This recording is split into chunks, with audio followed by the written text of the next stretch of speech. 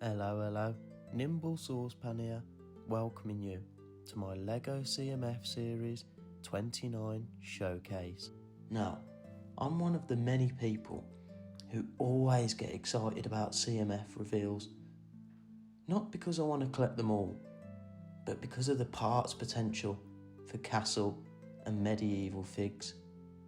This video will be a run through of all 12 upcoming minifigs and what potential I see in them, starting with the least castle potential right up to the most castle. So without further ado, let's introduce fig number 1. First up, we have the robot TRex, and while this is abstract and very unique, I don't think it has any castle potential. I think it will have a fan group though, but I can honestly say I won't be part of it. Second, we have the Boba Cup fan. Now I can really appreciate how niche and fun this selection is, and it will make a good addition to those of you who have Lego cities. But for me personally, I have zero use for it, and it's one I won't be looking to pick up. Up next, we have the Marine Biologist, and like the robot T-Rex and Boba Cup fan, I struggle to find much castle potential. I do really like the translucent leaf element, which could be used in some castle and fantasy scenes I suppose, and I'm quite the Nemo fan, so a clownfish is always welcomed. Fourth up, we have the Bionicle Cosplayer, and in all honesty, I could really only find a single useful piece for castle, and that's maybe the shoulder piece.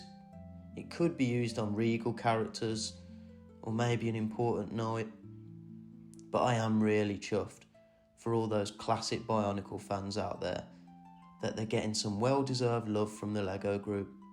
I do really like this, and I will try and pick it up for my personal fig collection. Football player up next. Yes, football, not soccer. Although the body parts won't come into use, I actually really like the face print and the hair mould too. I feel like both would really suit a Wolfpack member. I'll definitely try and pick one or two of these up. The tuba player now, and I really like this one. Without having it in hand, we can get a slight glimpse at the torso and legs, and they could be useful parts for royals or noblemen. The shoulder piece can always come in handy as well.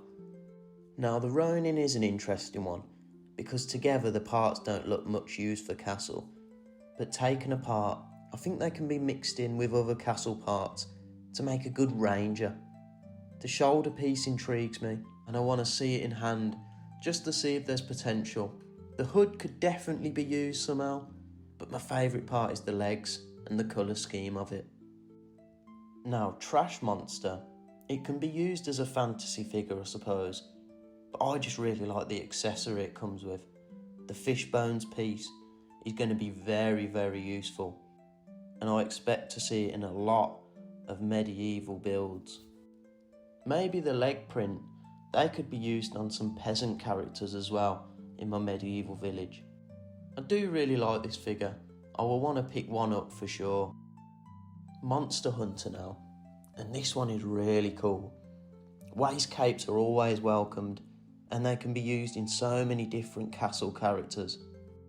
I love the dual mould on the legs, the colours look great. They could definitely play a part in some peasant or regular folk figs. The torso, it has some piratey potential, which I'll definitely look into more when I get this figure in hand. Next we have the cute witch. The colours are quite niche, and you couldn't have many characters roaming the village with the same parts, as they don't blend in too much. But that's not to say they aren't useful. I love the skirt piece and the witch hat, they could definitely be used somewhere. The wand is always handy to have in different colours, and of course you can't forget the cat. It's always great to get animals as accessories because they can fill up plenty of spots in your layout. Now the penultimate one, but by far my favourite, is the Chocolier. The main reason being is the leg print and colour. These workman legs have needed a new colour scheme for a long time. The ones that come with most current sets, I just never liked the main colour of. They always felt a bit like denim jeans to me. I've added a picture here of the medieval blacksmith from a few years back, just to show what I mean. The new ones are more neutral, so they just feel more realistic to me. The overalls torso, it has its use for sure, especially if you have medieval kitchens or a bakery. The hat and hair, again, very useful, but perhaps the main draw of this is the chocolate dragon. Dragon pieces, they always seem to be fan favourites, and although it's supposed to be chocolate, these could pass as just normal dragons in one of your dragon faction armies. I'm going to want to get a ton of these figs. Now last but definitely not least, we have the unicorn elf, and probably the most castle fig of the whole lineup. Elf figs are always wanted, and this one doesn't disappoint. The dress piece and torso, absolutely stunning, and they really give off the elf vibe. I love the colours chosen. The headpiece is actually very usable too, for princesses or queens in your lineups.